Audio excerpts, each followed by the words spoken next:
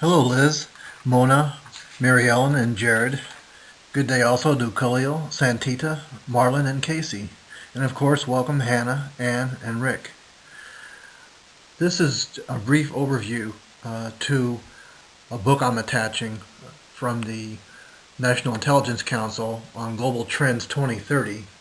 It's their view of what the world's going to look like by the year 2030. And they're basing this view on seven trends that are now underway.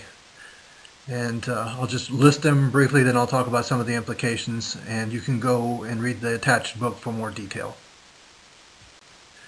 And here are the seven major shifts that they describe in the book. Rapid growth of the global middle class, such that most people by 2030 in the world will be middle class and not poor. It's a major shift in the history of humanity. Secondly, a wider access to disruptive technologies. There have always been disruptive technologies for both good and bad, but the new thing is that they're more available now to individuals and small groups and not just nations. Thirdly, an economic power shift from the United States and Europe and Japan to Asia and South America. Fourth, widespread aging in some countries is going to lead to workforce migration, both in and out of countries, to fill jobs. And it will create opportunity, but it'll create some turbulence as well. Fifth, increasing urbanization. The world's now 50% urbanized. By 2030, this trend continues to where 60% of the world's population will live in urban areas, and Africa will even eclipse Asia with the highest urbanization growth rate. Sixth, increased food and water pressures. By 2030, there'll be 35% more demand for food and 40% more for water. This will have implications for business continuity, worker safety, and other things associated with matters that you'll be interested in as leaders in tomorrow's organizations. And finally, U.S. energy independence. Shale oil production by 2030 is probably going to lead to U.S. energy independence from the Middle East, and that'll be a game changer in terms of what it costs us to produce and transport goods and services. We'll talk next about the implications for leaders of these major trends, and as I said, you can read more about each of these in the attached file. So let's conclude this presentation by looking at some of the implications for leading and managing in a challenging world and a changing global environment. First off, in your readings and in Chris's many lectures she gave this week, most of the approaches to change management are rather static in the sense that they sort of imply a closed system. But of course we operate in larger, more open systems, and we don't control all of the variables in the equation. So our journey to change is more like a white water rafting, where we're navigating and trying to move around boulders, but we're in a swift current of change. And as long as you're in a leadership position, it's sort of got you by the tail, frankly. And you're going to have to continually stay alert and anticipate problems and craft your change strategies to try to avoid your metaphoric boulders. Specifically, some of the things we've talked about in trends. If there's a large middle class growth, what does that mean? It means the workforce is going to be increasingly less low skill, low educated, and increasingly higher skill, more educated. But when that happens and they become more educated, they're more demanding in terms of workers. They have greater expectations. They're not working at lower levels of Maslow's hierarchy of needing just safety and such, and they have higher expectations for personal development and attainment. Disruptive technologies, just stay ahead of the curve on that. Anticipate how things are going to change. In my generation, we anticipated robotry and medical, pharmaceutical improvements and so forth. And I don't think we did a great job with that, but we were able to stay just ahead of the power curve However, things have moved so fast that the structure of the working world has changed, I think, faster than we can accommodate. And so we're still in the process of trying to deal with the disruptive technologies of the 20th century, much less the 21st century. If there are going to be economic power shifts, just be alert that this is going to cause both opportunity and crisis.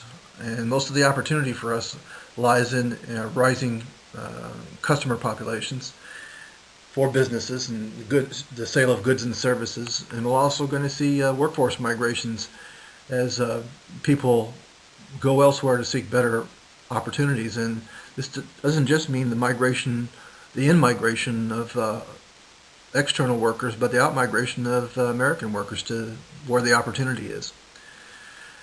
Aging, the aging of the populations everywhere, including the United States, will mean as the baby boom generation leaves the workforce is that the replacements will be less experienced. So we've said on the one hand they may be more educated on the whole, speaking in a global sense, but they're going to be less experienced. We're giving up a lot of core knowledge. So education and training is going to be very important for tomorrow's organizations and for your own development as a leader. So that's the implication there. Increased urbanization hits, as I've said, the fact that marketing strategies are going to change. Also, goods and services will shift to serve more urban populations. And there'll be more regional focus. I think that instead of having sort of a mass customer marketing pitch or approach, we'll look at clustering a North African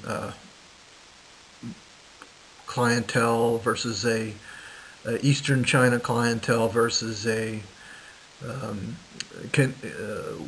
Southern Canadian focus, etc. It'll be regional, and it'll be interesting to see how that develops and what new products and services come about as a result of more regional foci.